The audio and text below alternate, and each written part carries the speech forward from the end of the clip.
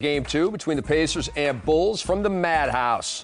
Derrick Rose, 39 points in Game 1. Tyler Hansbrough, 22 points in Game 1 when the Pacers scared the you-know-what out of the Bulls. Could the same thing happen again? Carlos Boozer getting off to a good start. He had just 12 points and 6 rebounds in the first game, outplayed by Hansbrough, but he would outplay Hansbrough in Game 2. Speaking of Hansbrough, scores here, but just 2 of 12 from the field. 6 points for Hansbrough, but Indiana led by 3.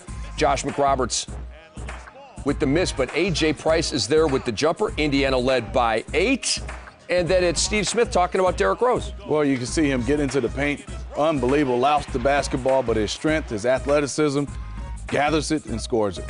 Josh McRoberts with a sweet feed to Danny Granger for the layup. Granger had 19. And then right here, Darren Collison going up for the layup, and he scores, but he comes down on the foot of a cameraman, Bones, and he would not return. An ankle sprain for him. Yeah, a really tough break here for Indiana, obviously hoping that he gets healthy and that he can play. But at this time, Indiana up, everybody thinking, how in the second half are the Indiana Pacers going to deal without their leader and their point guard? Well, they did quite well. They did, and we'll show you that in just a second. A left ankle injury for Collison. This is Derrick Rose with the steal and the slam. Chicago trailed by 5, however, at halftime. Indiana led by 3. They led by 4 at halftime in Game 1. And this is Darren Collison trying to warm up and get it moving. And you see him shake his head, and his night was done. Oh, for sure. And it's unfortunate for him and the Pacers. You can see he wasn't going to be able to go in that second half.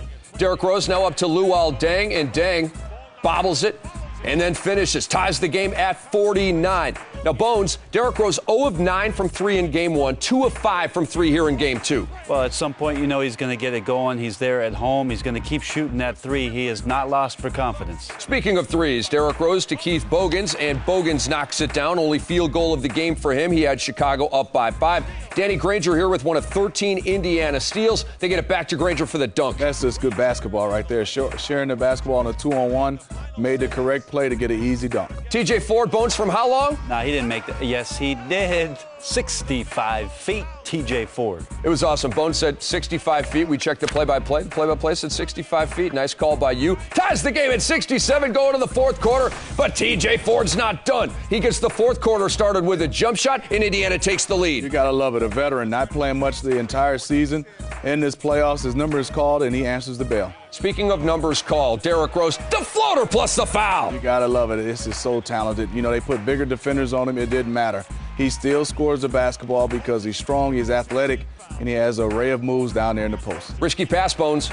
Well, that's what Noah does. He throws a lot of 50-50 passes. That one, to Boozer, they get the deuce. A.J. Price for 3. Price and Ford off the bench. 18 points filling in for Collison. Pacers trail by 2. We flash back to the end of Game 1. 48 seconds left. Kyle Korver gives the Bulls their first lead of that game. And then we fast forward to Monday night. In the corner, Noah's going to find Korver. Just over a minute to go. He did it again. Yes, indeed. Give Joakim Noah a whole bunch of credit because this is a 7-footer, a center making these basketball plays, the correct plays to Kyle Korver, who knocked it down. A.J. Price fouled by Derrick Rose, taking a 3, Bones. Great sell by A.J. Price. Questionable as to whether or not that was his shooting motion, but he got all 3 free throws. And he made it a 2-point game. Now, under 20 seconds to go, Luol Deng is fouled. He would go to the free throw line and a chance to ice the game. And he would do exactly that, taking a 2-point lead to a 4-point lead, a lead the Bulls would not relinquish. They win Game 2 by the final count of 96-90. They lead the series 2 games to nothing.